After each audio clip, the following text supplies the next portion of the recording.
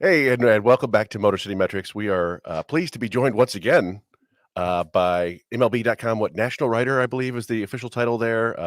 Podcast host to be determined, and general Statcast evangelist Mike Petriello. Mike, thanks for joining us again. That's a pretty good introduction. I'll take that. I appreciate all those words. Yeah, I mean, I didn't last I heard the Ballpark Dimensions podcast. You guys were taking a little bit of a hiatus, and I haven't heard any updates on that. Yeah, we kind of brought it to an end. Myself and Matt Myers had been doing it in some form for like 8 years, and a lot of fun. And I was really shocked and touched by how many people reached out and said, "No, no, keep doing it," because I had no idea what the listeners' numbers were. But it's time to take a break, and we'll see what's next. All right, so we're still up in the air there, but that's no, that's good. You know, it's funny. One of the I kind of started as a bit of a guest on this version of the baseball podcast, and one of the first things I talked about was spin rate, which I'm sure was something that I picked up from you guys in the early versions of your podcast because it would have been about 2015, 2016, I think. Yeah, And that's when everything started. and I think at that time, Justin Verlander was still a Tiger, and it was like, oh, so this is part of the reason why he's so good is the spin rate on his fastball. Yeah. So Oh yeah, man, thinking about him as a Tiger, that was a long time ago. yeah, yeah. I know, Tigers fans are still hoping that there's talk about like, well, is he, when he goes in the Hall of Fame, is he gonna have a Tigers cap on? And it's like, well, it's been kind of a while now. Unless he comes back and like finishes as an elite closer or something like that. I don't know. He may go logoless like Jim Leland does. See what happens there. But Yeah. so let's jump into it. Mike, in terms of Tigers, they're expected to do some things this year. Whether I mean the projections are third place, but based off some of the numbers indicated, there's a couple of guys that really kind of embraced certain pitches last year. We noticed this across the system. The changeup seemed to be Robert Lung's favorite pitch to bring up. But as far as a Statcast, I want to say I hate using the term darlings, but was there anything in terms of the relievers? Jason Foley. Now let's talk about bringing up a changeup. Was there any standouts to you last year that kind of surprised you in the pitching department? Well, among the Tigers, yeah, I mean, it's kind of interesting because if you look at the guys that were there, I mean, Foley, I think, had kind of a breakout year. Alex Lang a little bit. I'm kind of interested in Tyler Holton. I think to some Mhm. extent, he overperformed probably a little bit. He had what, like a 2.10 ERA, and I don't think any underlying metric actually like supports that well. But he pitched pretty well for a guy who I think was a waiver claim, if I'm remembering correctly. Yep. They got him for essentially nothing, and he's pretty interesting at least because if you look at the slider and the cutter, I like it when a guy throws both of those. I find that to be like an interesting archetype, and it gets above average horizontal movement on both, but it was really when I look at like the run values, right? You can put a value on every pitch type, and it's not just the outcome; it's every pitch, right? Like if you get ahead from, you get a first pitch strike, it's a valuable pitch, even if it ends up later on in the plate appearance, it's a home run. And all five of his six pitches were in the red, were positive, which I thought was kind of cool. A lot of times you'll see a guy with like a very good pitch over here and a very terrible pitch over there. And if you look at the pitches, other than the curveball, which he didn't, barely threw at all, he had kind of positive outcomes on all of those pitches, which I found really interesting, especially for a reliever who, how many relievers are 95 in a slider or whatever. And it's almost like a starter's repertoire to the bullpen, which is kind of interesting. Yeah, I don't know if it was you or somebody else, but they pointed out that he kind of led baseball last year in pitches that ended up in outs. It was over 20%. So like every fifth pitch resulted in an out, which was kind of wild to me. Yeah, he was definitely a pleasant surprise last year among the relievers and became incredibly reliable. One of the things though I want to mention on the Tigers pitching staff, and we noticed because we pay attention to the Tigers all the time, but I think basically they were out of it after April, so not many people were checking in August and September. But you wrote a really nice article about Tarek Skubal and how he was basically the best pitcher in baseball in the second half last year. So I don't know if you wanted to share some of your observations from that article. Yeah, absolutely. You're right. I can't say I watched, in person or on TV a ton of late season Tigers baseball, although that's going to change this year, partially because they're going to be better, and partially because my pal Jason Benetti is going to call your games, Yes. which I'm very excited about. But yeah, as far as school goes, I mean, I was a bit of an inflammatory thing to write that he was like the best starting pitcher in baseball because he threw 80 innings, but in those 80 innings, the best fielding independent pitching and the best expected ERA and all that. And what I was attempting to do when I wrote about him was, is this a fluke or is it, real? And not to the extent I think he's going to be the best starting pitcher in baseball this year, because he did face some really dreadful offenses down the stretch, which helped him a little bit, I think.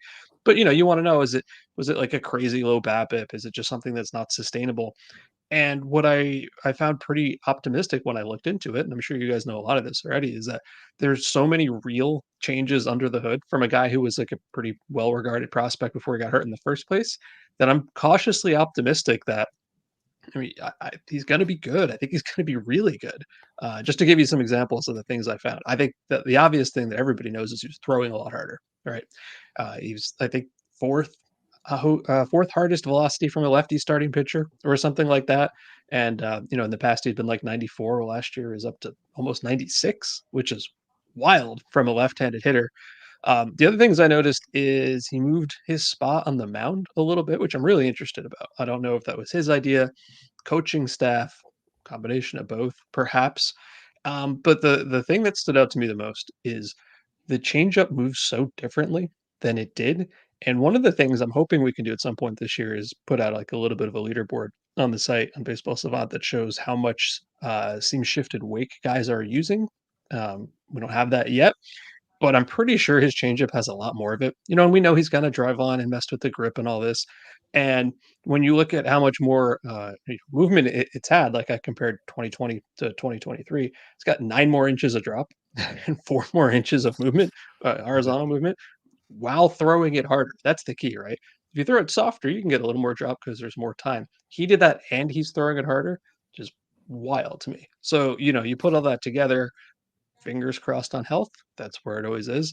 There's nothing here that says to me this is fake. This he can't do this. The talent's not there. Just prove it. Which I know I say that as though it's easy, but it's not. But I do believe it.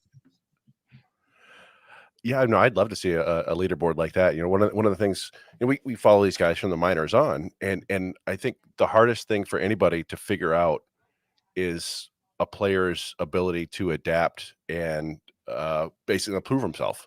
It's like the JD Martinez theorem, right? Where like you can know a guy even as a scout, and you're not going to know if he's got what it takes to completely remake his swing. Or with Scooble's case, he was in the minors throwing almost exclusively fastballs because hitters in the minors couldn't hit it, and he gets to the majors and that doesn't quite work. And so he a couple years ago he tried a splitter and abandoned that, but he's got whatever it takes in his personality to try new things and make sure that they work. And yeah, I mean, leaderboards don't tell you that either, but it'll be fun to look and say, okay, wow, this guy made huge changes and it's effective, and that's something that I think is bonus points for a player.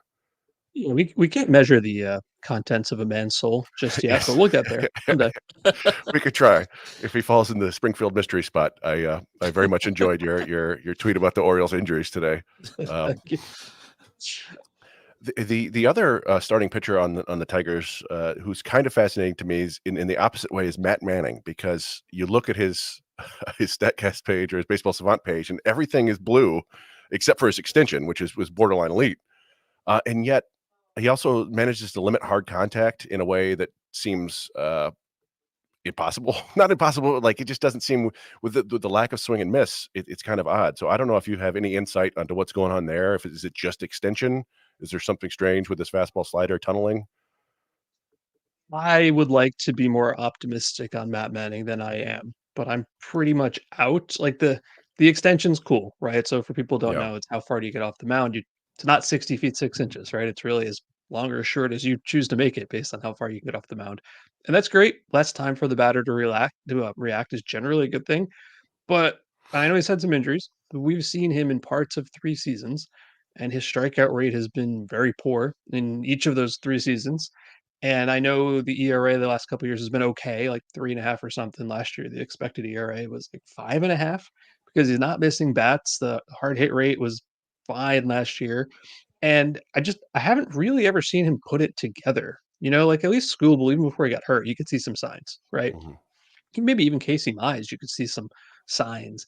And with Manning, kind of since day one, I can't remember ever watching him and thinking, yes, This is it. This is the Matt Manning you expect. And I know that all sounds bad, and I feel bad saying it. I don't want to say the guy's career is over at 26 or whatever. Like maybe there's still something more in there. But it's been a long time since he was that number 9 overall pick. It was like Mhm. 7 or 8 years ago, I guess, at this point.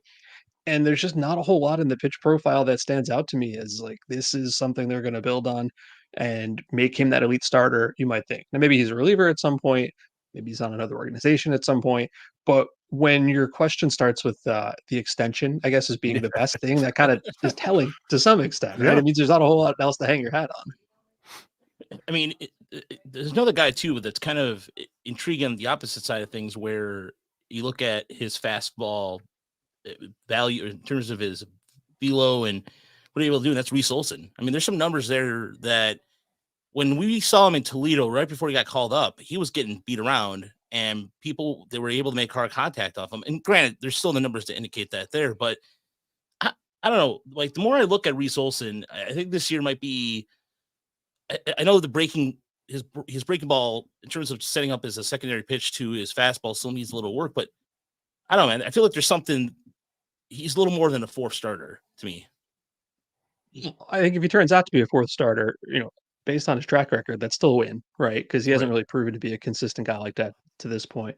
I was looking at him a little bit earlier today, in advance of talking to you guys, and I was surprised because I can't say I've watched like a ton of video on him. And when I looked at the movement on his pitches, uh, all of his pitches, maybe not his sinker so much, but all of his other pitchers have very interesting movement in some kind of direction. It's not, like Manning, for example, doesn't really. That's part of why I'm down on him. But you look at Olson, it's like it's above average 2 plane movement on the slider, which is really cool. The four seamer doesn't rise that much, but it's got a little bit of horizontal movement to it. The changeup's got a ton of drop, and the curveball's got great 2 plane movement.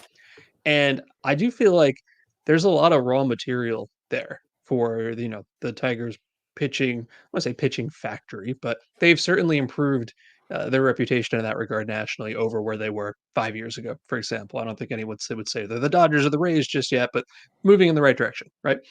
And I think this is exactly the kind of guy where a smart team and a smart pitching staff could say, there's a lot to like here if we can kind of mold this guy to figure out how to best use him.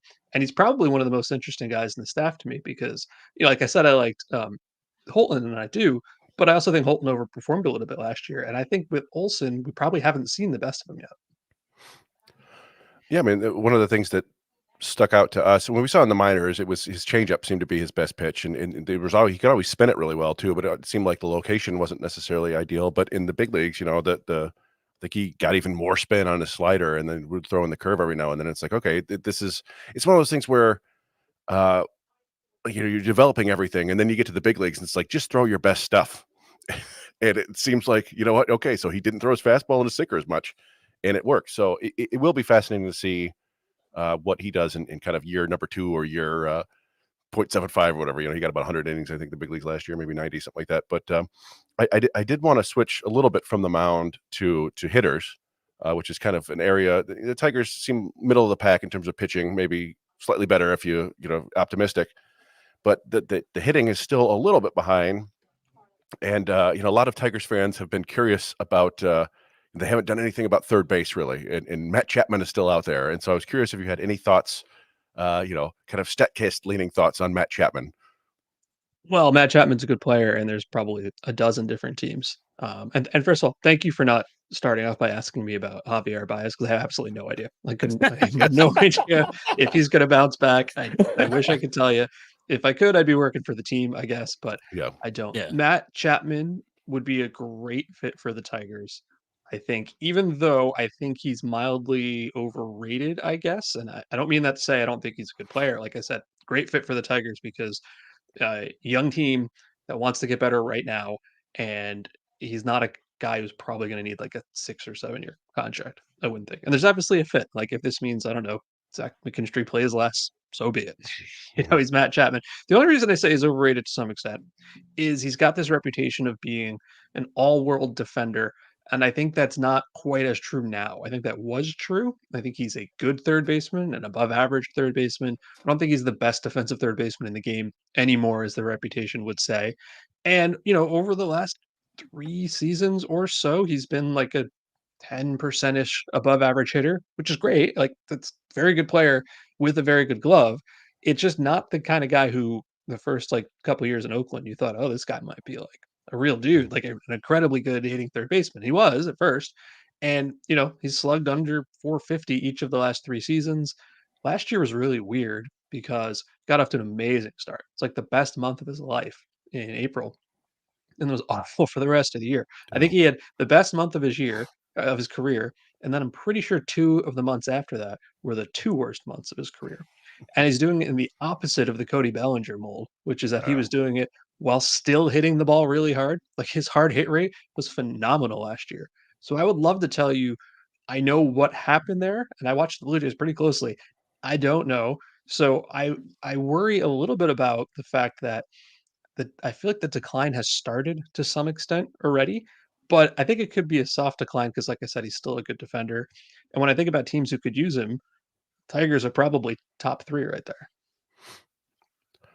you mentioned Cody Bellinger there, and one of the kind of stories that's popping up now is how some of the biggest names in the free agent market are still unsigned. And on the one hand, I see it because there's a lot of warts with these guys. You mentioned Chapman, like there's some concerns there. Snell is a 2-time Cy Young Award winner, but boy, did he walk a lot of people last year. It's like, is this? I don't know, but I am curious if you think this is really like organic guys not getting signed because teams are actually concerned, or if you feel like there's a little something fishy going on. It's hard to say. I think that you can't look past the fact that the big names, at least, are all Scott Boras clients. Mhm. And I don't say that negatively at all. Like the man's a legend, right? He's the best to ever do his job. So whatever strategy he wants to take, I couldn't possibly argue against. But that is his strategy to wait, right? And here we Yeah. are. These guys are waiting. So that part's not a surprise to me at all. I think to go back to your comment about each of these guys have warts. I mean, there were a lot of free agents, not a lot, but a couple of free agents who signed pretty quickly. Like it didn't take very long for Aaron Nola to get a very big Mm. contract from the Phillies, right? Obviously, Otani was going to get paid. Obviously, a lot of teams wanted to get it on Yamamoto. Those guys, not that they're perfect, not that they're flawless, but teams didn't really have a big problem committing great deals of money to those guys. Mm. And I think to your point here is like, would Cody Bellinger help a team? Probably. I think so. Yeah. I don't know what to make of him. It's tough. Nobody does. So Yeah. it's like you want him on your team, but do you want to commit $250 million over 8 years? And to me, it's not even about the money. Like for most people listening, they don't really care if the owner of the team has more or less money in their pocket, right? Mhm. But if you sign a player for that amount of money, you are expecting him to be a superstar. And the inconsistency of the recent track record, it makes it sort of hard to believe that that's what's going to happen. So I think a lot of it is about I don't know what to expect from any of these guys. Like Snell has had 2 really, really good years, and then he's never as good the next year, right? So if you're Mhm. paying him off of his best year, and then the next year he's, the good-ish pitcher that he usually is, that's you want to have these guys on your team because they'll help you, but I don't necessarily think you treat them like they're, "Oh, Juan Soto's on the market," right? Like Garrett Cole's on the market. Those are guys you have confidence in, and I'm not sure I have confidence in all these guys. Yeah, I mean, I like the deal for the Giants to have for Soler, but I thought that Yeah. to me that was something that I would, as a Tigers fan, I still think if you look at some of the numbers with hard hit numbers and barrel, that they improved a little bit. They improved somewhat from 2022, but I still think Detroit needed another right-handed bat, and Harris addressed that today at spring training, that they were kind of looking around, but they didn't really get that bat, and so like just even just projection wise too, I just don't. I still think that Detroit needs another bat to kind of really put themselves over in the AL Central. Yeah, I would agree with that. I mean, we knew this was gonna be a very thin free agent market for position players, right? And, Mhm. Bellinger and Chapman were the top 2, not counting Otani, I guess, because DH only. And they've kind of continued to be the top 2. So I agree with you. But if you're not going to get Chapman, and I don't think Bellinger's really a fit here, because Torkelson's got first base and the outfield looks pretty decent as far as I can tell. If it's not going to be Chapman, then who, right? Like who is the obvious upgrade? And I think about the third baseman who moved. I don't think you were going to have a return engagement with Eugenio Suarez. Probably not. Mhm. you know. So while I think Chapman is still the obvious fit, I think that's true for a lot of teams. And it's like, are you bringing in a DH only kind of guy? Obviously you've had experience with JD Martinez before. Justin Turner might have been a fit, but I also think that they don't necessarily want a guy who's just going to take up DH. I think this is probably a roster where you're going to have some DH time for Kerry Carpenter, probably a little bit. Whoever's not playing third base with, the Constree and Vierling and maybe Torgelson a little bit too. That just seems to not be the direction they want to take. So I think in some sense it's see what happens, right? See, like let the guys who are there play. You're probably not going to be that far out in the Central because the Central's not very good. See who clicks, and then maybe at midseason go out and get a bat based on where you are. It's also so hard to tell with this team. There's so much variance. I think they'll be better. Do I think they'll be great? Probably not, but I could also see it going either way pretty quickly. Yeah, one of the things we discussed is the roster seems inordinately made up of really volatile players, a lot of young guys and a lot of older guys who are not necessarily older, but guys who have recent injury history. And it's tough to know. The team could explode in a million different directions, I think. One other, I just want to touch on some more Statcast stuff real quick. I think the last time we talked to you, we said it would be cool to have kind of a 90th percentile exit velocity or 95th percentile exit velocity. And then, a couple months ago, I was just looking at leaderboards and I see this thing up there. I go, EV50, what is this? It has a little new next to it. And I think that's basically your guys' answer to that. It's the 50th, I guess the average of the 50%, the hardest 50% of balls hit. Do I have that right? Yes, that's right. But it seemed like it was a relatively quiet rollout, as it were. And I don't know if you have any thoughts on that, or if there were any articles along that talked about that I missed. No, that one just kind of got added. I write about most things, I guess not everything. So that wasn't one I put up, but Tom Tango feels pretty strongly about that. And obviously, using these things in percentiles makes a lot of sense because, I think we've known kind of since day one that average exit velocity doesn't tell you that much because there's just so much garbage in there, right? Like there's at a certain point with exit velocity, if you're hitting it 40 miles an hour or 60 miles an hour or 70 miles an hour, it doesn't matter, right? It's different flavors of the same garbage batted ball. Whereas like fastball velocity, it's a pretty tight, band. If you're throwing at 95, probably 90% of your fastballs are between, 93 and 96. It's not like there's a 40 in there and there's a 60, right? So average exit velocity has not been super helpful. So the first thing we did to get around that was use hard hit rate, right? Which is percentage of batted balls over 95, which is much better. And then, yeah, you can take various percentile bands. My friend Davey Andrews at Fangraphs, I think, tried to test every single one, like he did, like EV1 and EV2 and EV3 and all the way The up. 122 or Which, whatever. yeah, and I appreciated that very much. I thought that was a really clever way to look at it. And I have seen a number of different studies that have kind of all come up with different answers, I think, right? So I know a lot of people use EV90 because I think it's very easy to explain and it makes sense. Tom presented some data that said EV50 was the better way to go about it. I personally don't have a strong opinion in either way. I think there's different use cases for all of them. And yeah, EV50 is the one that's up on the site now. Yeah, I think when we asked you about it before, you're like, well, I just kind of look at hard hit rate, which is totally fine, right? Like 95 plus, like you said, that's when things start to get fun for batted balls. I think it's batting average over 500 or something like that, and slugging. But the other one, I would think we talked about last year, and I feel like there have been some kind of mild inferences that this may be coming is looking at actual bat speed. And I know you didn't want to talk about Javi Baez earlier, but he's the one that it keeps coming to mind to me, because when I look at him, I go back and I look at video of him, like the infamous, when he ran back to home plate to avoid getting tagged. You look at his bat speed back then, and it just looks faster to me. And I don't know if you guys actually have bat speed stuff coming, or if you could even hint at that sort of thing. But that just was something I wanted to touch on.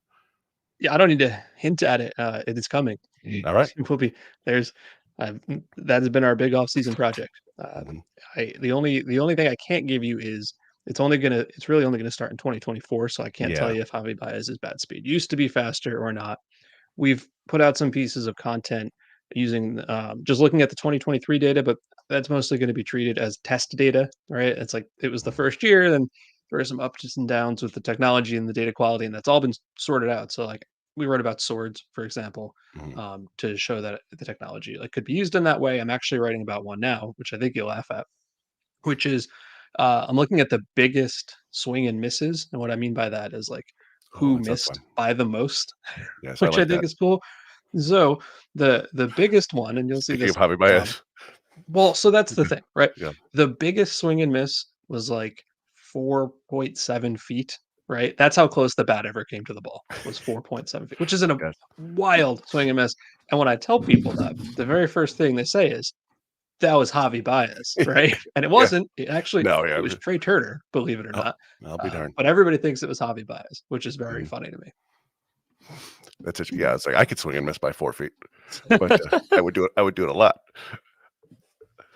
No, but there's one of the last things too we want to talk about was what are some of the things that are new this year for Baseball Savant that people can look forward to? Because every so often, I mean, we still have some of the fans who will chime in and they'll ask us, how do we navigate the board? And I just say, just got to practice at it because it takes a while.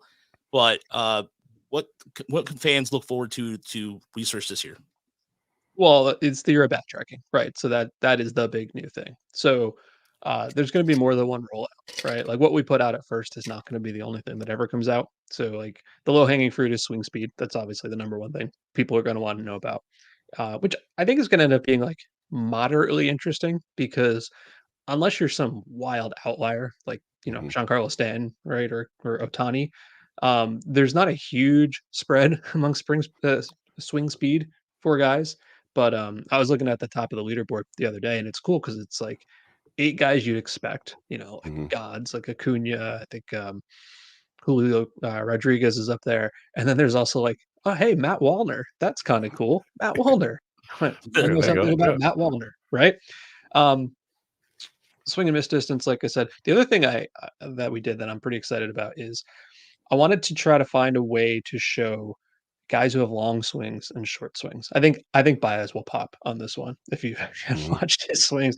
But I want like you go to the bottom of the swing speed list, and I'm almost positive Luis Ariz is going to be there. Right? He just Mhm. does not swing fast, and I don't always want to have these metrics make him look terrible in these things. He's a very good player. It's just he doesn't hit the Yeah. ball hard, and uh, I wanted to see if we could show like swing distance in the sense of being like quick to the ball or short to the ball or a big loopy ass swing to the ball. Right. And we came up with a cool way to do that. And that's going to show that Arise is like quicker to the ball when he starts to swing than anybody, even though the swing itself is not fast. It just doesn't travel as much distance. Mhm. As you can tell, this stuff is all going to take like a year to explain. Right? So that's just like two of the or three of the metrics. There's like 15 we want to do. They're not all going to come out at once, which I know people are going to get upset when the first leaderboard doesn't show attack angle. Like it will. It's just so many things at the same time. So anyway, to answer your question, bat tracking will be most of it. Still working on getting a minor league version of the search page up because a lot of the minor leagues are plugged up. I may have promised that last year and we just didn't happen yet, but still being worked on. And then some smaller stuff too. Like I said, maybe we can do like seam shifted wake leaderboard and a whole bunch of other stuff. But that's the main stuff. What's interesting about Rise too is every time I see him, there's always those videos on him on Twitter where he's working on his wrists being faster, and it's all like it just seems like it's all like maybe lower body or something, but it's always like it seems like he goes quick right through. I mean, granted, it's off a tee, but still, it's just oh man, every Yeah. time I just see that, it just I don't know. No, I that's have a that. good I have a good Arise number for you. So I was looking at this in the test data, and I sorted every miss by like largest miss distance, 4.7 feet to the least. And I had to go down something like 6,500 and something before I got to the very first Luis Rise miss, Oh which is wow. wild because he doesn't miss, and B, when he does, it's not by very much. I thought that was funny. That'd be awesome to see that for Tony Gwynn when Oh yeah. Well, or see Gary Sheffield's bat speed in his prime, stuff like that. Where like, oh man, yeah. No, that's it's as always. You guys have dug into it more than even I thought of, and like, yeah, that would be awesome to see who's most consistently missing by the fewest amount or the smallest amount and the most amount. So that'll be fun.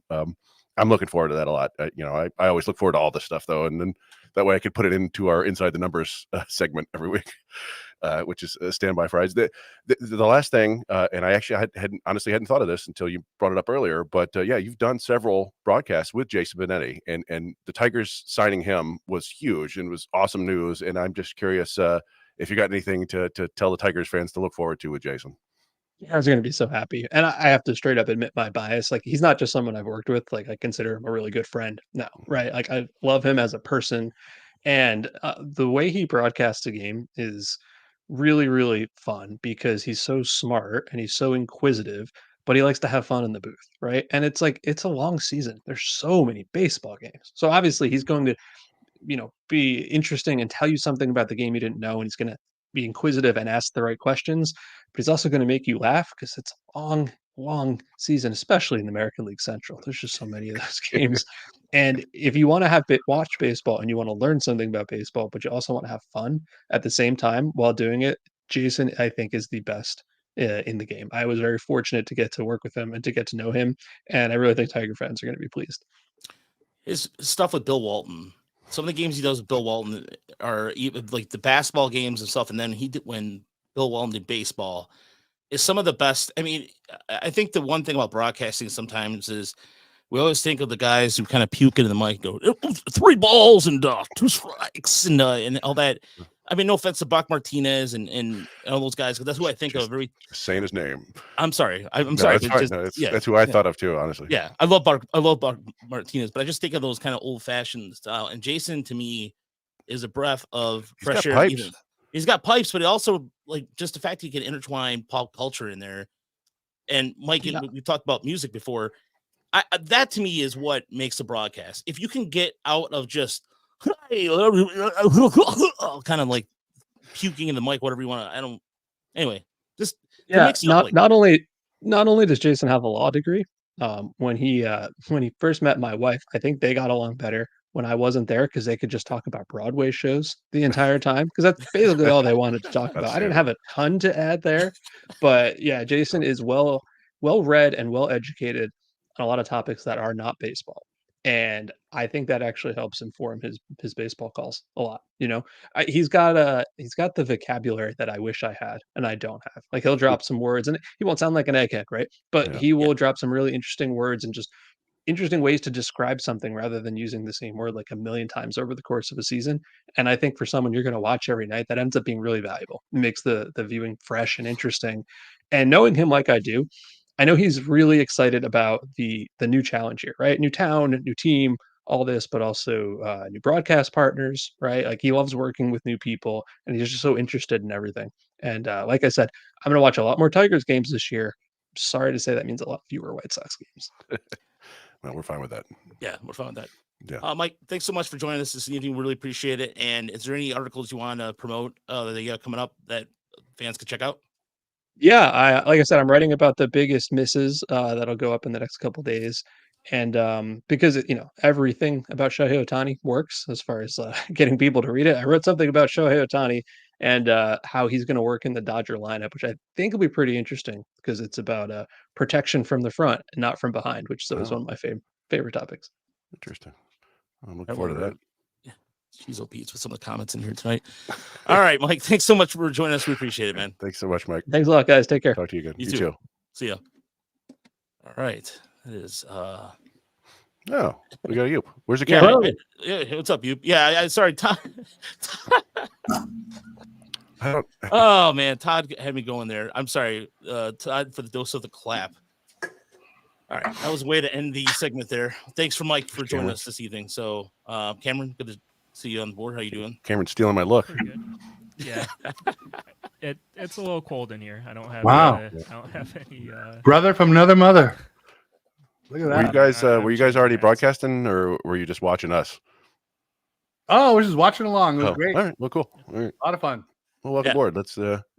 Thanks again to Mike Petriello. He's always awesome and fun. And last time we ended up talking to him after the show for about 10-15 minutes about music, and I think he was showing us that cool guitar that he had behind him, the baseball guitar that wasn't hanging up yet. He's in a band, right, with a couple other baseball writers. Yeah, he's in there's a guy I believe from Petriello he's in a band with. I think I'm not 100% about that, but yeah, he's quite the. I didn't realize that Jason Benetti knew a lot about Broadway, so that's a good thing. We have to ask him about Urinetown. I'm gonna ask him when I get to spring training next week, or actually, I'm leaving Saturday. So thanks everybody. By the way, I wanted to mention thanks for everybody who has donated. If you want to donate now and continue to get that going as well, there is the PayPal link that I have in the show. It's gonna be in the show notes, and if you're watching us live on YouTube, is there right now. So Saturday, I'll be leaving sometime Saturday morning. Tom Gage, who today I got my Baseball Writers Association. There's never been anybody happier in their Baseball Writers Association picture. I love that picture of you. You're smiling your ass off. Yeah. Great.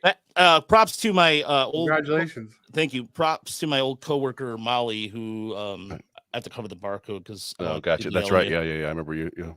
Yeah, but props to my old coworker U of M Molly for taking that picture, and yeah, it was interesting. It was Tom. I went to go meet up with Tom Gage, the legendary Detroit news writer, and he recommended some chicken places to check out in Chattanooga because I'm debating between going to Chattanooga or Knoxville as a halfway spot to stop because 17 hours by yourself is quite the ride. So that being said, I'm just trying to figure out where the halfway point. So again, thank you for everybody who's donated. That has gone a long way. That's going to be paying for gas. And again, props to Sherry Cousins, who I'm staying with. And yeah, I'll be there for the start of Monday. I'll be there Monday through the next Tuesday or Wednesday after that. So I'll be sitting around for a couple of games. I might do a road game too as well. We'll see how that goes. So, but yeah, what's going on the show? Quite a bit has happened today. It pretty much sounds like camp has started. And so, it by all intents and purposes, it seems like there's a lot of people there already, but of course, not all the players are not there yet. But pitchers and catchers have reported, and we're seeing the best shape of your life kind of stories. We do see a slimmer Wilmer Flores, who I'm doing an article on right now for Motor City Bengals, and kind of going into, looks like he's lost a little bit of weight. Is he a reliever? Is he a starter? Kind of go into that.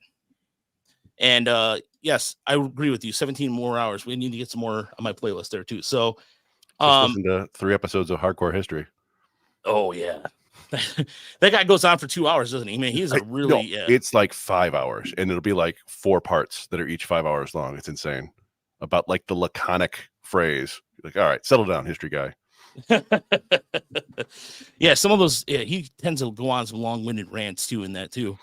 But yeah, so speaking of Flores too, Hinch automatically told first bit of news is that he told Jackson Jobe and Ty Madden, you're not making the team. So that which is fine. I mean, that's what we kind of wanted anyway.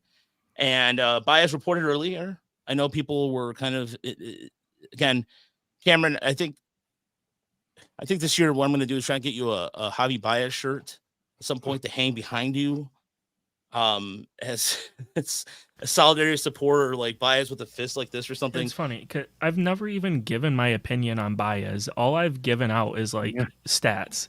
I've never said if I think he's going to improve, regress. I've never said like what they should do with him.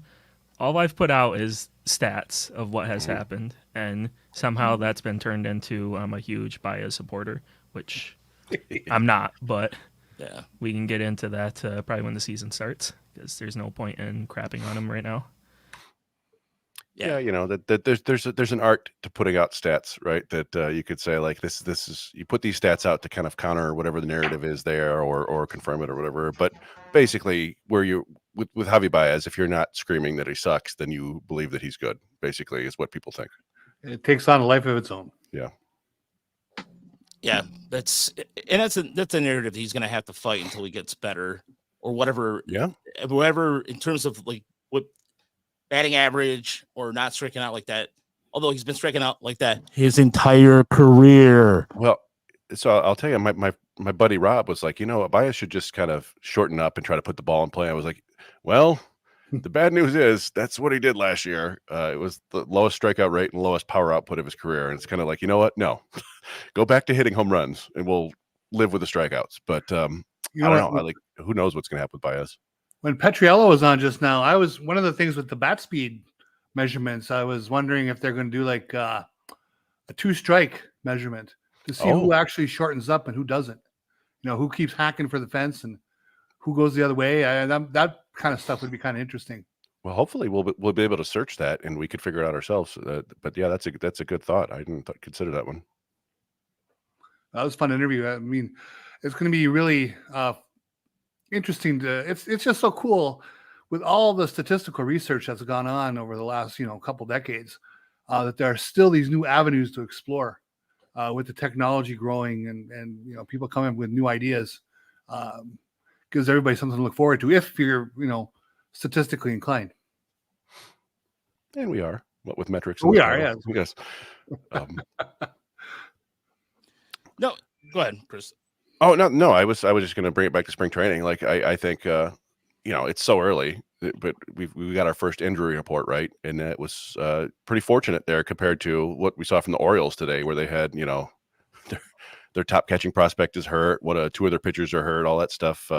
Where the Tigers, it was Riley Green is recovering, and Garrett Hill is a little bit sore, and there was one other. It was Dylan Dingler had a little bit of but other than that, they didn't really mention much, right? No one going on the IL, which is we talked about the other day. This is the first spring in the last 4 or 5 years that I can remember where somebody didn't immediately go on the 60-day IL so they can make room for somebody else. I mean, it's not, they didn't suffer the Baltimore syndrome that happened. I mean, Baltimore, it's already, and there's already interest in getting Jesus Lario from the Marlins or something to that effect. Or Dylan Cease, right? Yeah. Dylan Cease, yeah. So, and the other, it was interesting was the Casey Mize arbitration quote that we pulled up here. And quote, "We thought differently, and then we're able to resolve it. That's it. There's nothing personal to it. I love being a Tiger just as much as I did today, as I did when I was drafted. I love it here. And there's no bad blood with anybody here." End quote. Well, yeah, you're reading Sorry. There were some full quotes there that it first he mentioned. He was like, that's a pretty big number, and I don't expect that it'll be met. I expect to be going through this again next year, ARB 2. And when I first read that, I'm like, oh boy. And then I read further, and he said basically what we talked about is there going to be restrictions on him. He won't be able to get the innings probably unless he goes out and puts like a 1.2 ERA up in 80 innings. He probably won't have the innings to justify a $3.1 million contract or whatever. But I don't know. Casey Mize has always been a thoughtful, smart guy, and so he kind of understands that, and I appreciate that, that he's not super upset about it, and he seems to know the score. It's still a bummer for him. Yeah, and even with the other part of that too, you said exactly that. I'll just say it's unlikely to be exercised. That number is just really high. And then he mentioned what you said about the ARB 2, but he said he's glad it's behind them. End of quote. So it makes sense that he is happy. He should be happy that it's done. Nobody wants that hanging over their head, going into, get it done, move forward. He's had such a long road back. Why have that hanging over his head too? And that was one of the things that Scott Harris mentioned at the Colt Keith press conference, right? Is that some players, they don't want to worry about the financial aspect of they want to go out there and dedicate themselves to playing. And I mean, obviously it's going to come back up in a year, but I'm sure Casey Mize, like you said, I'm sure he's happy to just be out there throwing and back with the guys. And honestly, I think he would be happy if he gave him 100 and 120 innings. I mean, if he can do that, that would go a long way. Especially with the Tigers you're expecting to go 9 or 10 deep this year in terms of rotation wise. So I would be happy with just 90. I know it sounds weird to say 90, but if you can give like 90 to 100 innings in that sweet spot right there, considering that the 2 surgeries he's had. I mean, you think about it, he's had 2 surgeries. That's not. People, there's this thing out there that people think that he's just going to come back and be 150, 180 inning, but he's never even been at the most innings he's thrown 1 year, I believe, is 130, 150, 150. Okay, 150.1. Was that 21? Okay, that was in 21. Okay, 30 starts. Okay. I guess the good thing is the Tigers have the depth where they don't need him to throw 100 innings. They have other people they can plug in for him. Yeah, and that right there goes, and you see a signing like Jack Flaherty, where that allows the Tigers to have that luxury of not having Mize put that pressure on there. And you're also interested in seeing the reason why I brought up Reese earlier with Mike was some of the numbers there. And I know Jerry somewhere, our data guy over at Tiger Mother Reports, just saying it's going to happen. There's some stuff there that is promising to indicate he might step up this year, but you're not going to. There's so many little things that the Tigers can go to pitching wise. It's the bats we're concerned with. We'll get to that in a second with what they said about the offense, which was kind of, speaking of, Scott Harris basically said they considered all options as winner, but ultimately decided that Mark Canha was the only major offensive acquisition. Quote, if you look around the diamond, there's not a lot of ton of bats available for another everyday type bat, end quote. Yeah, I know some people took that comment to be like, okay, so we're not trying, right? And I mean, you could say that. I think I take him at kind of at his word there that he does believe that they have youngish players at every position, and honestly, they kind of do. I mean, you go around the diamond. Jake Rogers is still relatively, he's like 27 now or whatever, but still relatively young in his career. Torkelson is in season 3 or whatever. Colt Keith is going to be a rookie. Baez is obviously the vet. And third base, like Vierling is still relatively young, right? Vierling, Ibanez, McKinstry, none of those guys are, I mean, they're all a little bit older, but none of them have a ton of experience. And then the outfield, it's Carpenter, Green, Meadows, and Canha. So there are a lot of at-bats that are going to young guys that they want to find out if they're going to be pieces of the future. It's just, I don't know. Like, I don't know how much more we're going to learn about Matt Vierling, honestly. I suppose there's more ceiling there if he can alter his swing, because there are a lot of good things in the underlying data. It's, I guess I don't want to give up on him yet, but I also don't necessarily want to just, give him third base. But maybe he's talking about Vierling, McKinstry, Ibanez as a whole there. I don't know. Yeah. So I think the Tigers only have 2 position players that are on like actual MLB contracts that aren't arbitration. So Canha and Baez. Yeah. Oh, well, Carson Kelly maybe, I don't know, but yeah, but still. I guess so. Yeah, so there are young bats. I think Scott Harris said like the quiet part out loud. Like it's kind of weird to tell fans like, whatever. I like our young bats, and to us like that's fun. Like there's a lot of volatility there, and they're going to be good some days. They're going to be bad.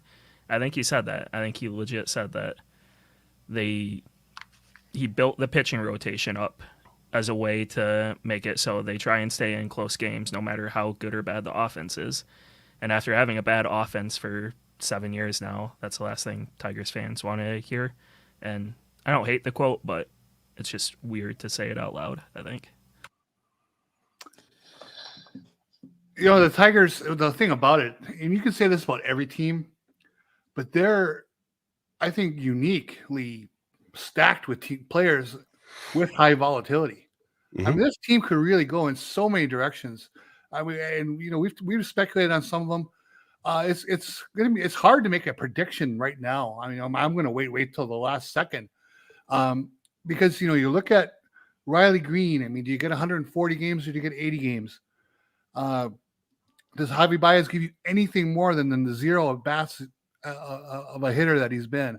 We talked about Casey Mize.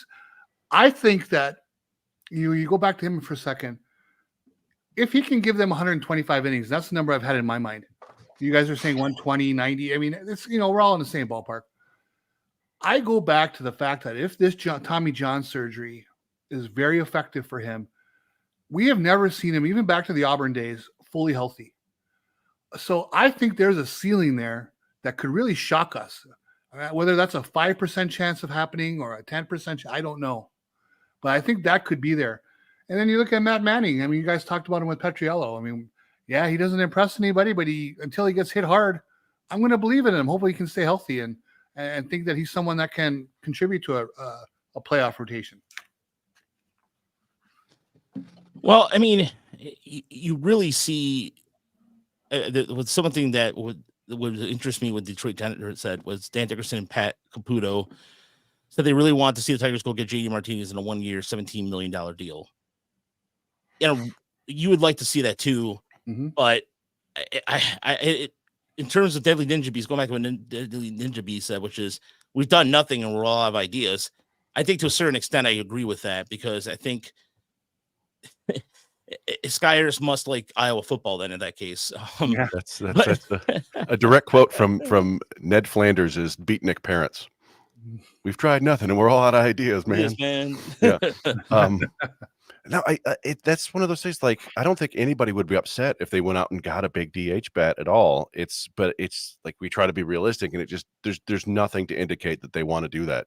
And we've talked before about AJ Hinch seems to really love flexibility above all, and to be able to get Riley Green off his feet for a game or two, or Kerry Carpenter or Torque or things like that. I think he values that more, and I think Scott Harris values AJ Hinch's input. But honestly, we don't know. I mean, maybe if we talk to them privately, he'd be like, I'd love to have JD Martinez, just not in the cards, or we don't have the money for it or whatever. I find it insane that, like, if you went up to AJ Hinch and was like, hey, do you want JD Martinez, that he would say no. Like, it's just like a good to elite bat in the lineup every day. Yeah, no, you're probably right. He'd probably be like, yes, absolutely. But I don't know. I assume it leans more toward Harris here, or Harris and Illich here, than Hinch. But we always forget too that the player has some input there, and JD Martinez, he's got one World Series, but maybe he wants another one before he retires, or maybe he's not ready to be the aging vet on a young team. Maybe he wants to be part of a pennant contender. I don't know. As far as that goes, I mean, there's somebody brings up, and Richard in the chat brought up being DH from Malloy and Bigby. As far as Bigby goes, and there was finally, we got some clarification today that essentially Malloy is going to be in the outfield. Despite, I mean, and it makes a lot of sense. Like I said, Harris said that back in August when we were down at Comerica, that I see some time. The at bats, everything suggested otherwise, but then maybe it was just out of necessity. So Malloy would probably have to hit his way on beyond his ball club. And there's some numbers that indicate that things have to go right with him. And as far as Bigby goes, look, I would have to see more of a sample size than before I just would give him, like, you know, the numbers you want in spring training. But again, it's just spring training. And that's was something that you have to kind of, especially with Justice Bigby, I would have to see a little more sample size before I would put him on there in open day. His chances of opening roster are like 0-0. Yeah, So. no, he's not on the 40 man. Yeah, just like Malloy, so they're not going to like hold a spot open for him. He would have to go out and absolutely torch spring training pitching, and then in a way that you go, okay, this is legit, right? He's not, hitting an 8th inning home run off a ball pitcher. He's in there in the first inning and crushing balls left and right off Garrett Cole or something like that. But I don't think they're holding necessarily. I think it's more about Riley Green and Kerry Carpenter and Spencer Torkelson and guys like Canna, the DH this year, than Bigby and Malloy. I think Bigby and Malloy honestly are kind of next year's problems, if you will. Not to say that they're problems, but I don't see either of them making a big splash, at least early in the season. Yeah, I don't think so either. And for Tiger fans, I know that the Tigers are, when you look at some of the projected where they're supposed to finish, third place, what have you, I would just like to go out there and see what they can do first before just making some sort of decision. Would a JD Martinez decision be fine by me? So I'd be fine with that. The other thing I wanted to get, and I wanted to have some, I wish I had audio of this, but Derek Scooble was on with Chris Castanelli's podcast. Was it Chris and Friends? Something like that. And Chris asked him a question, and you know what? I'm going to, at some point I'm going to make this a piece of audio. It's going to be a drop on the board, but while I look for that real quick, the quote was simply, quote, doesn't care about being an ace, wants to be known as, quote, a good fucking pitcher. Pardon my language, Chris and Company. Thank you. Chris and Company. So yes, he just wants to be a good effing pitcher. There's nothing wrong with that, folks. Chris, apparently a reference to the 80s Detroit area talk show Kelly and Company, which very few people remember. But yeah, I remember because Kelly didn't the host too. John Kelly also had really curly fro. He did. He had like a Phil Jackson white Jerry curl, and the other host was his wife, I think. But No, that was a really fun interview with Tarek Skubal. That was an awesome get by Chris, and Skubal's a fun guy. We've talked before. Skubal reminds me a lot of Max Scherzer in terms of his intensity, and so I don't know. That was cool, and I think the Tigers could do a lot worse than having Skubal front the rotation. He's if he stays healthy, he's going to put up some numbers this year. It's good to hear pitchers swear. It's good to hear ball players swear. Like Yes. when you have them in front of the locker and they're after a game, and it's just so boring. But hearing like a raw interview where like he showed emotion. He talked about 2022 and Avila, and like I mean, great interview. Please go watch it. Yeah, because a lot of times, and I'm trying to find it here. A lot of times you're absolutely right, Cameron. The biggest thing about these interviews sometimes is, or when they're in front of the locker room, it's cliche after cliche after cliche after cliche. I mean, you can literally do the drinking game and just what cliche is going to say next, and just it's crap. Yeah. It's Crash and Nuke working on the cliches in the bus. Yeah, both teams played hard. No, I think it is interesting once you become an established big leaguer, like Skubal is now. I think that loosens your tongue a little bit sometimes. We talk to these minor leaguers, and they're for the most part they're pretty, guarded in what they say because you're not there yet. But Skubal has got a taste at the top of the heap, and so he's not afraid to say what he wants to say, and it's very refreshing. I got some audio here. I had to learn that the hard way. I've given up 35 homers in a season. I know how to give up a fucking home run, and they were all hit hard. So it's like I know how to give up home runs, but in 19, I threw 75% fastball, in the minor leagues, and it worked. But it's like, hey, this is not going to work unless you have like this crazy 25-inch ride heater, like a Joe Ryan, where he's got that VAA where it stays really flat and he can kind of just pump heaters, or Lance Lynn when he was really rolling. Yeah, but even they say fastball, he was 60% fastball, but he was cutting and sinking and sticking four seamers, and he could dot a gnat's ass. So that's different than what I could do. I was like hey, I'm gonna throw this pitch right over the middle of the plate, and they hit it, and I had to learn the hard way. Like, yeah, they can hit them. Nelson Cruz hits fastballs right down the middle, 440 feet off the fucking at Comerica, the statues in left field. He does that, and he gets paid a lot of money to do that. So yeah. And then Nelson kind of learned the hard way. Nelson Cruz hits pitches against anybody in a Tiger uniform. Learn that the hard way over the years. I don't want to say I figured him out, but I started getting him out a little bit more often. So did he, just in time for him to retire? Yeah, exactly. I think that's why he's like, hey, I don't get to face Skubal anymore, so I might have to call it. Yeah, no, I feel that.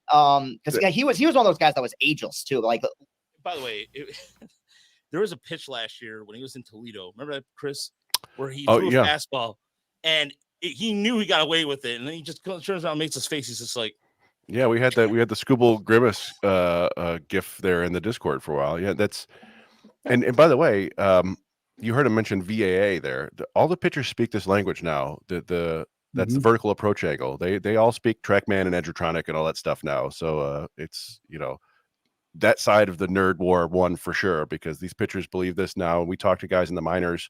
Lyle Lockhart was talking about his vertical approach angle and his horizontal movement and stuff like that. It means a lot to these guys. And so if you haven't gotten yourself educated on it and you care about that, you might want to. If not, whatever. As long as the players know what they're doing. And by the way, go ahead, Cameron. It's funny hearing him talk about throwing 75% fastballs, because last spring training, Matt Manning was talking about how Avila had him only throwing fastballs and didn't have him developing pitches. And then they got to the majors and they were like, didn't know how to have a pitch mix and how to get people out properly. And luckily Skubal found out. That's you know what? He is so wrong about that. So wrong about that. Because remember, Chris, we're in down Toledo. Yeah. Jim Leland was like, dude, throw the slider. Throw the slider. I thought he was complaining about him throwing the slider. It's been a couple of years, but I thought Leland was complaining about him throwing a slider. And either way, yeah, I mean, we've talked about it many times that under the old regime, the players in the minors just seemed to be on their own, trying to figure things out. And if they made it through, they made it through. And things have changed dramatically since then, which for the better, which we've seen reflected in all these various prospect rankings that we've seen come out over the last few weeks. And the latest one was the Fangraphs top 100 today, but that wasn't a huge shock because they had already put out the Tigers top 34 or whatever. Yeah, just the Jace Young ranking was surprising because he was in the top 50. Right? Yeah. I mean, but I look at it as the progress of what they've been able to do with some of the players, and even on the development side. Like I said, when we talked to, I think it was 7 different pitchers last year, all developing a changeup. It's, those are the kind of things you have to pay attention. Those are the things you got to pay attention to, or that kind of stand out a little bit. But yeah, I mean, yeah, it was just, the whole interview itself was really well done, and props to Chris for getting it out there and seeing something different, because a lot of times when you're down and meet these guys, they're very, very, it's rehearsed. Not to say rehearsed necessarily, but it was just good to see. Yeah. I don't think they very often tell you exactly what they actually feel, which is understandable, right? You don't want to make waves and get in trouble with the front office before you're catching that, minor league or major league minimum salary, at least. So a couple other items to go with the City Connect jersey. It's coming out this year. There's been no release about it, but I did see the new Nike jerseys, and the names on the back are smaller for some unknown reason. Weird. And it looks so stupid. I've seen the White Sox one. Michael Kopechek was on there, and it was on Twitter, and I was just almost had to use my glasses. I know I get an eye exam soon, but good Lord, why? What? So you could put the league symbols bigger? Is that what it was? It's below where it used to be now. I don't know. Below the neckline, that line they put on the back, the shoulder. The names are also curved for some reason, even if they don't have a long name. It's like still curved.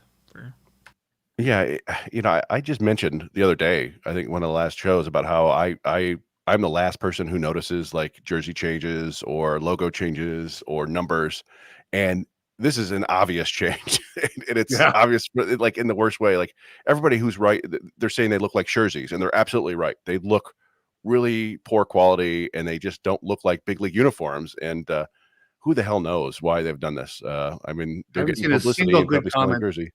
Yeah, neither have I. And it's dumb. Well, no, Mike Trout tweeted this morning saying he liked the jerseys. So, really? Yeah. Don't look at the Nike sponsorship. He also company man. He's a company man. Yeah. I some people know this. I collect jerseys for my son, right? He has probably the best jersey collection around, at least in Iowa. And so I pay a lot of attention to these things. And they're just not great. But I was happy to hear the Tigers are finally on the City Connect list this year. Very interested to see what they do with that thing.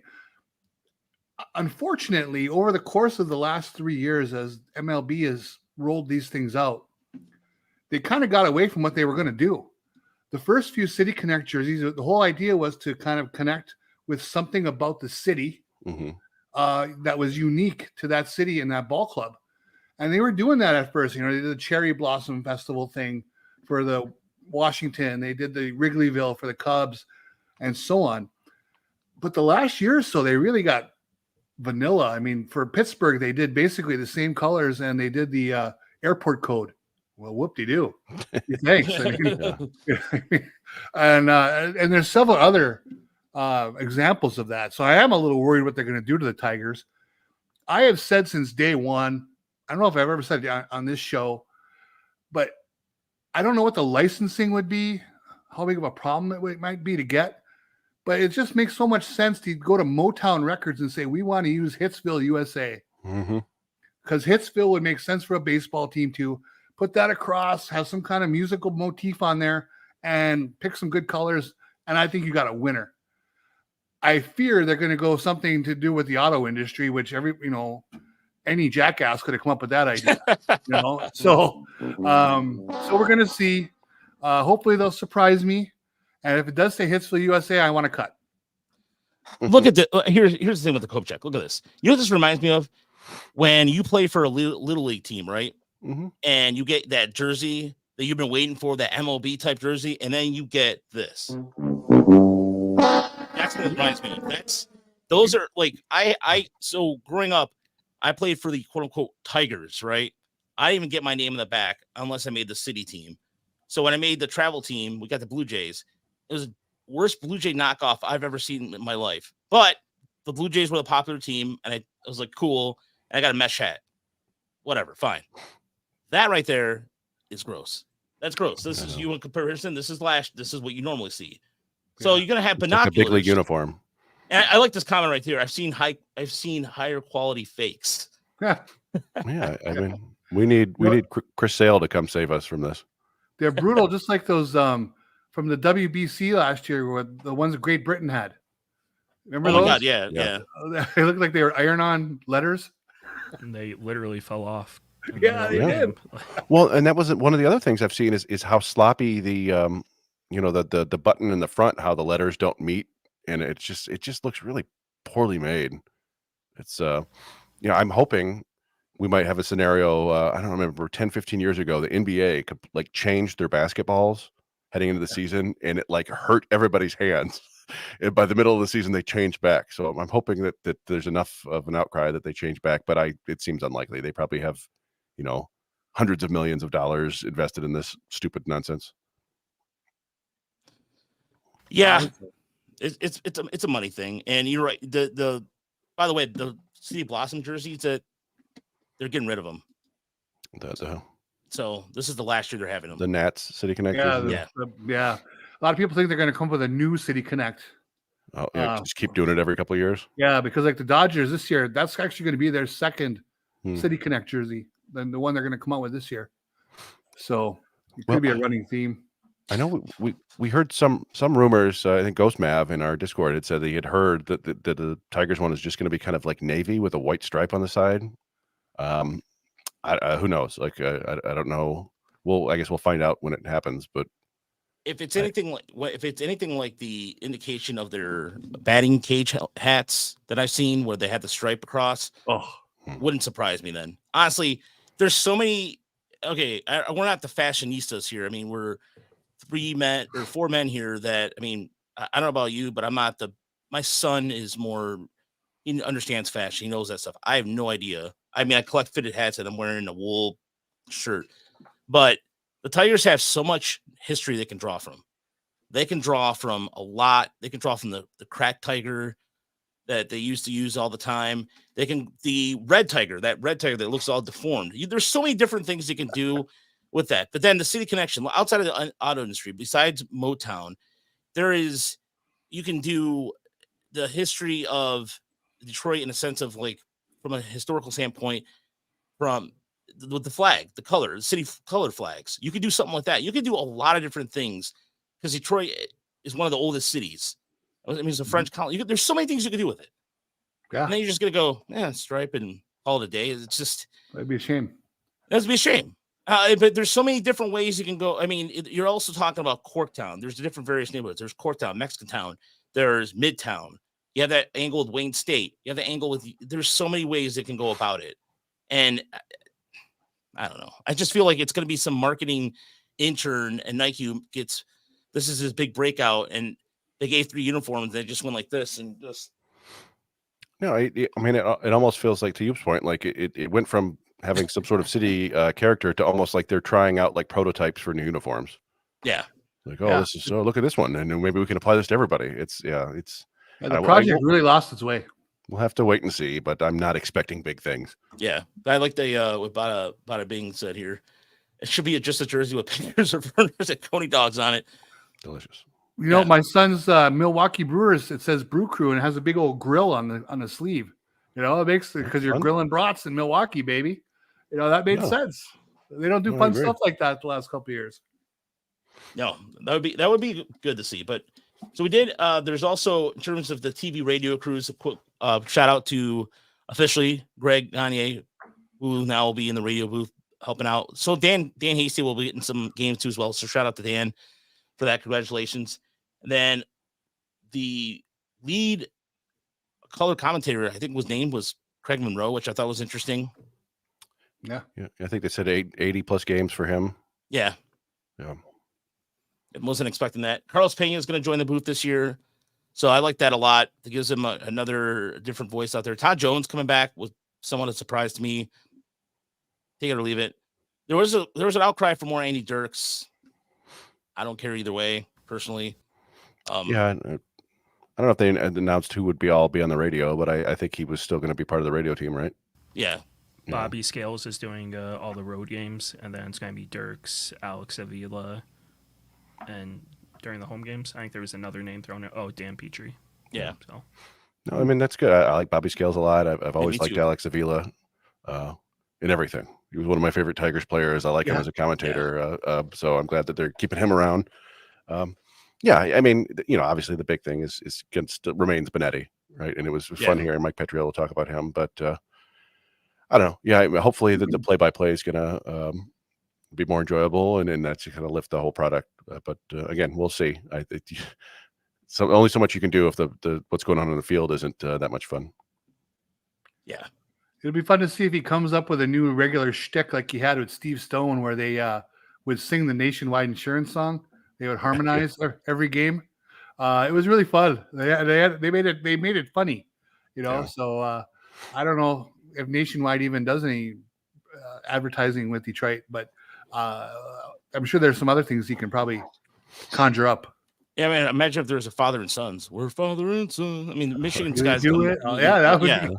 Maybe a little, Dietrich Furs, Charles Kent Reaver Diamond Factory, but it'll probably be Little Caesars or Mr. Allen's 250. Oh, rest in peace, Mr. Allen's. Yeah. Yeah, that would be one there. So, okay, we did get a couple questions before we get out of here, and one was from Christian from the Ross Report. And he said, what are you hoping to see from Jace Young this spring? Well, really, it comes down to the talk was when he did have issues, it was a high heat away and sliders in, right?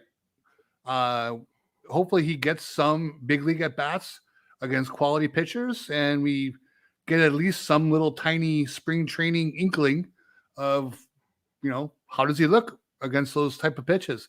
Honestly, that's what he needs to work on. And this will be the time to get our first glimpse of it on us, for those of us who don't watch a lot of minor league baseball.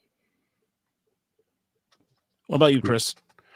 Yeah, I mean, the main thing for me is I want to see more evidence that he's a viable third baseman because we haven't seen much of that. We have a couple games in the AFL. That's the big thing. And yeah, I'd love to see him do some damage against legit big league pitchers if he gets a chance.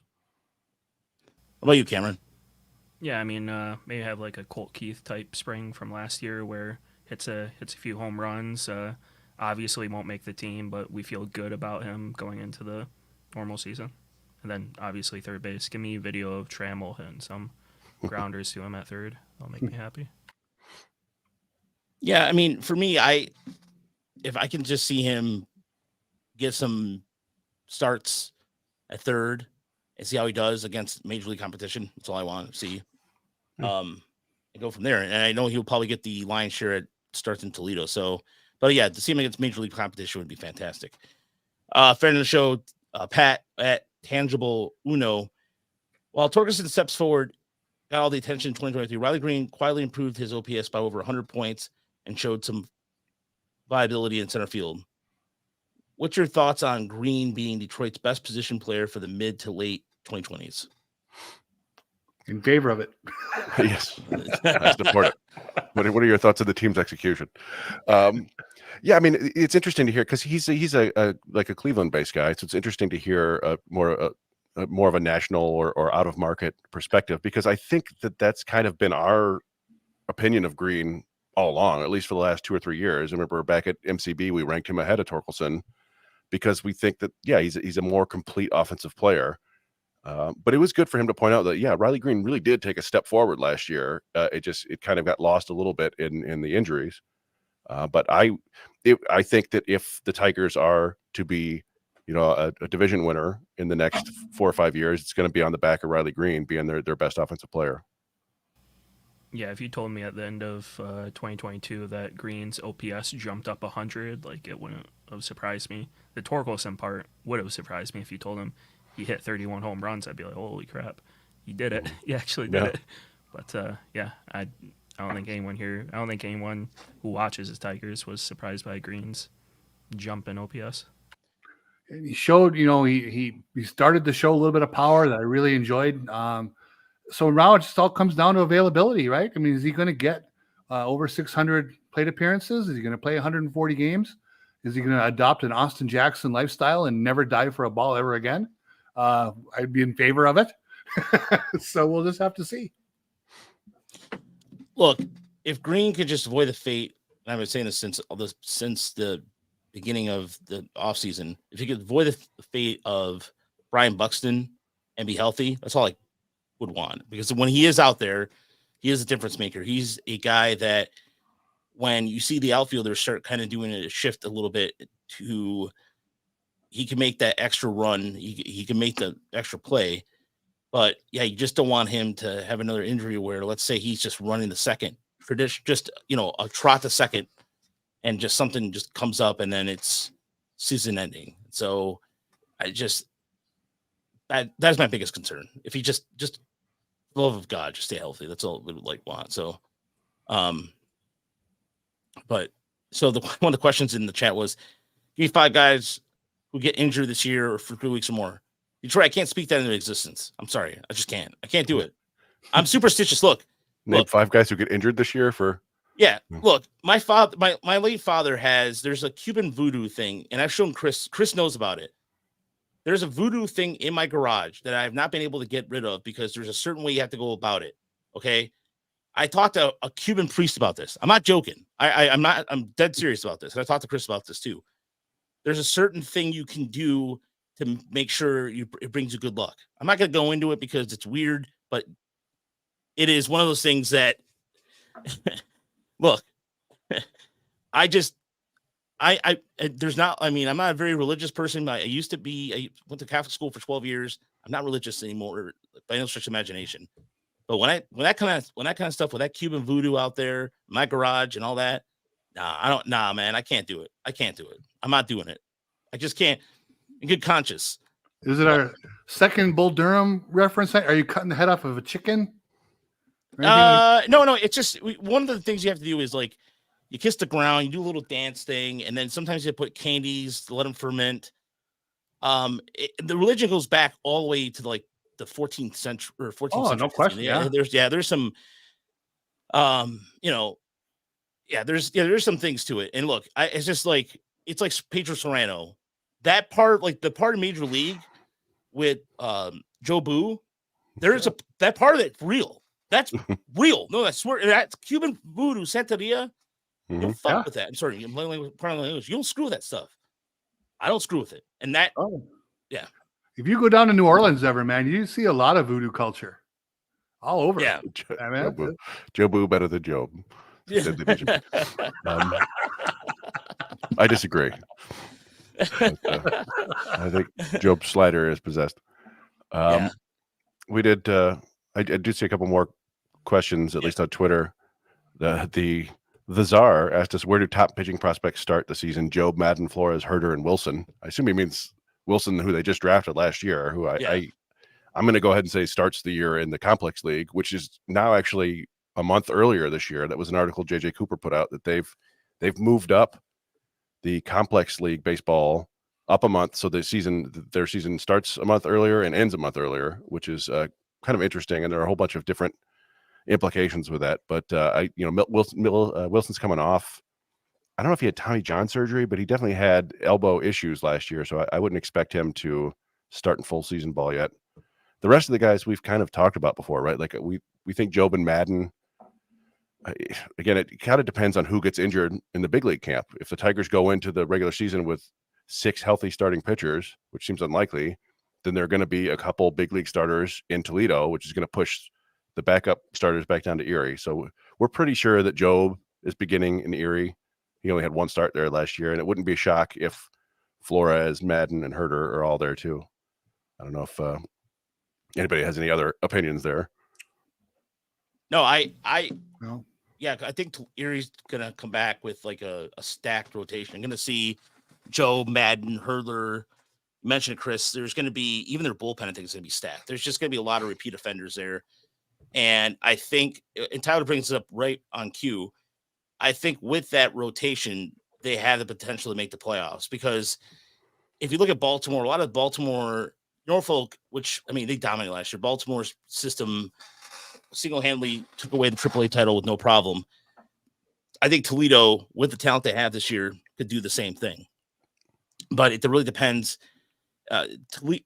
Baltimore, I don't think is as deep pitching-wise, depth-wise, as the Tigers are in terms of from a AAA standpoint.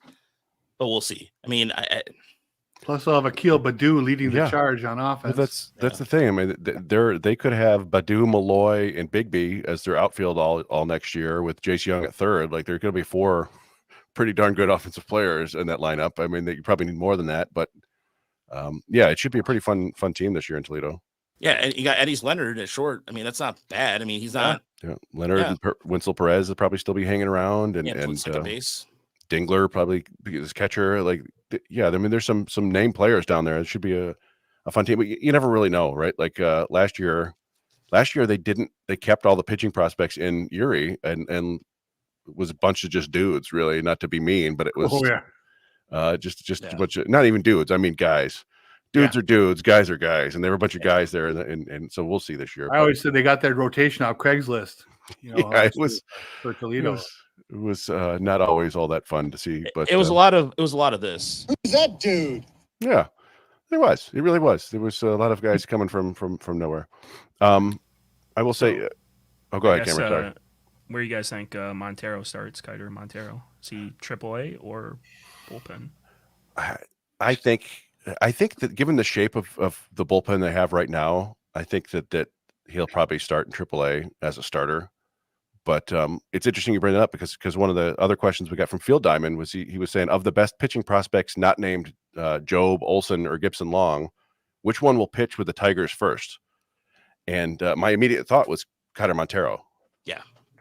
Because he's on the 40-man. It's him and Flores are the two guys in the 40-man, and Montero was the one he's got better stuff and got closer to the big leagues last year.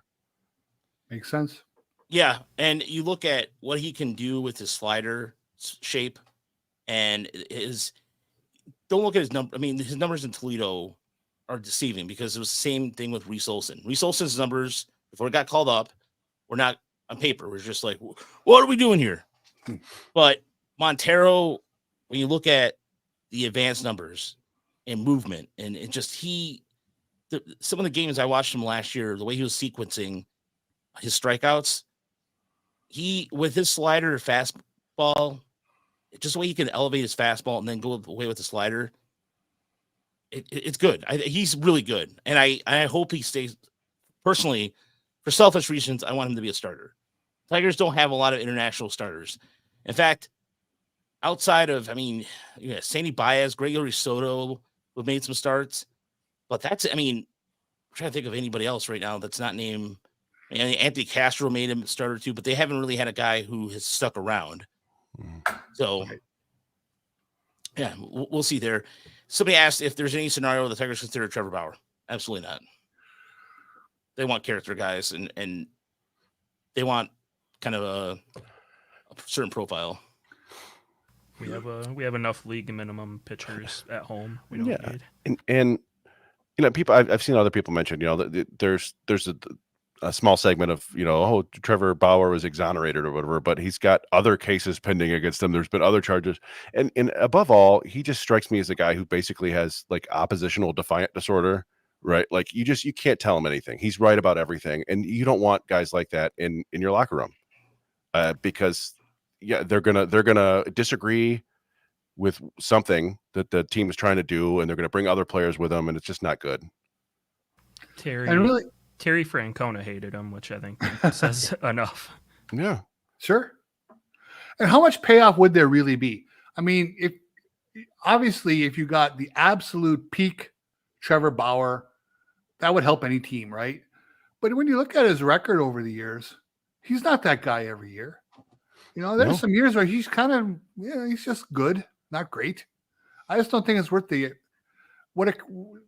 downside has such a darkness to it. Yeah. I just wouldn't go there.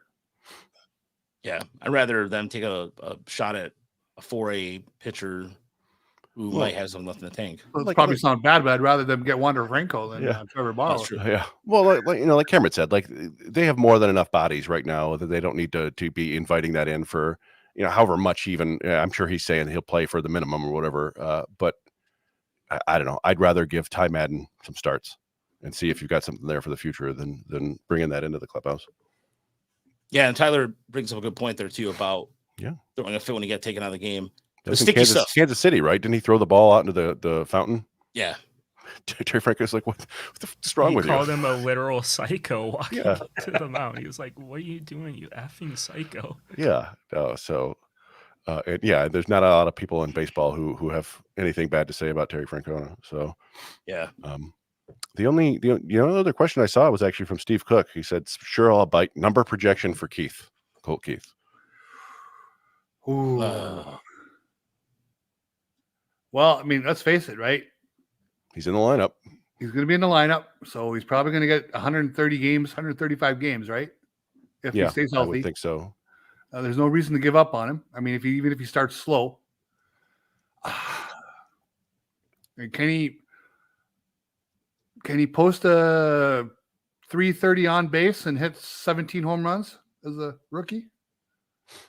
I think that. Yeah, I mean, I think that's my inclination. I guess the one thing that you can't foresee is if he goes out there and looks like Nick Maton at second base, right? Where like Maton did at third, where like, okay, we can't play him here and he's got to go back to Toledo. But I think otherwise, he's going to be in the lineup. And I think he'll probably struggle for the first month to 6 weeks. He may be hitting around the Mendoza line, but I do see him hitting about 250, 255 by the end of the year with 16 to 20 home runs and probably a decent, 8 to 10% walk rate. So that's probably close to 330 on base percentage. I think that's reasonable expectation. I'm going to go with he could make a run for the rookie of the year and get them a nice healthy draft pick. That would be awesome. You know what? I'll take 260, 20 home runs, 75 RBIs minimum. That's what I expect. Will it happen? I think that's a reasonable. I would put it a little bit on the high end, but I think it's totally reasonable, right? Like he's got that talent, and if he's hitting like that, he's probably batting 5th or 6th in the order. So the RBIs will probably be there. Yeah. And rookies tend to get some rest now and then. That's why I kind of said 135 in games. I don't know if he played every day. That might be a little questionable. Detroit Degenerate says 50 bombs. Yeah, what the hell? Let's Why go not? for it. Did you guys see the article today? I enjoyed reading. It was by Jason Beck. It was kind of you knew this was coming. It was kind of the wistful Miggy is gone for the first time since 2007 in that locker room, and guys talking about how quiet it was today compared to his normal chatter. So but it is a changing of the guard. I mean, these last few years, obviously when he was the greatest hitter on the planet, that was a big part of the identity of the team. The last few years, it was kind of the long, slow goodbye. And that's over now. And now it's just, it's going to be all talk, all positive talk about these young players and this new wave of talent and where this team can go. And it is kind of refreshing. Yeah, no doubt. And I'll just say this, because being down there is one of those things where last year went right before he gets in the clubhouse, it's very quiet. And then when Mickey comes in, it just kind of wakes up a little bit. So I'll be interested to see who's going to be the next guy that kind of talks quite a bit. So, yeah, I mean, it beyond that, like we talked about it before, for the early part of last year when things weren't going great, basically the only guy who would talk was Eric Haas, and he's gone now. So I am curious who's going to step up. Is it going to be Mark Canha to be the kind of the guy that talks to the media? Is it going to be Jake Rogers? Is our Green and Torque going to do it? Jake Rogers does. I mean, Jake Rogers did a really good job talking to the media. Torque and Green, it really depend. But I don't see, but it was a lot of times it was Jake Rogers when Eric Haas wasn't around. So, who also talked to the media a lot too? It was kind of low key about it. Was actually Jose Cisnero. I saw Cisneros talking to the media quite a bit there. It was always a cool sight to see. So, yeah, as far as that goes, I mean, it was just funny whenever Spencer Turnbull pitched, the mood was really weird. It was really weird in the clubhouse. Just for my personal opinion. This is my personal opinion. So, but on that note, thank you so much for listening. So next week's show, I'll be live down in Lakeland. I will be doing the show maybe by the poolside to be a jerk. No, because Sherry has a pool, and So I might set up my gear out down there. But no, in all seriousness, I'll be driving out there Saturday, leaving Saturday morning. Tom Gage of the Detroit News gave me a couple places to check out when he said, check out Champy's in Chattanooga, because that's when I have the halfway spot. Specializes chicken, but not limited to chicken, laid back, great vibe, not expensive. We go every year en route to Florida. So if the great Tom Gage of the Detroit News tells me to go there, I might stop there. Tom will not steer you wrong. No, Tom is like I said earlier, he gave me my pass earlier, and it was just kind of one of those cool moments. And we talked for a few minutes, and it was just, again, meeting somebody who I read and admired growing up. It was kind of cool. Not kind of cool. It was really cool. What am I talking about? But again, if you want to donate, there's the PayPal link that I put in the chat. It's going to be on the show description. The reason why I did the PayPal versus the GoFundMe is because it gets quicker. But either way, it doesn't matter. If you already donated, thank you. We really definitely appreciate it. And yeah, next week's show, I'll be down there from, Monday. I'll be there Sunday after night. So Sunday till the 28th or 29th, depending on how everything works out. Very I'll be down there for a bit. So until then, we'll talk to you next week. Have a good week, everybody. D1 baseball starts tomorrow. Shout out to Brian Sikowski. Duke Blue Devils played 11. Yes. Shout out to Brian, who is now, he showed up to take a picture of him being on team bus. That's so sweet. So congratulations to Brian. So thanks, guys. We'll see you.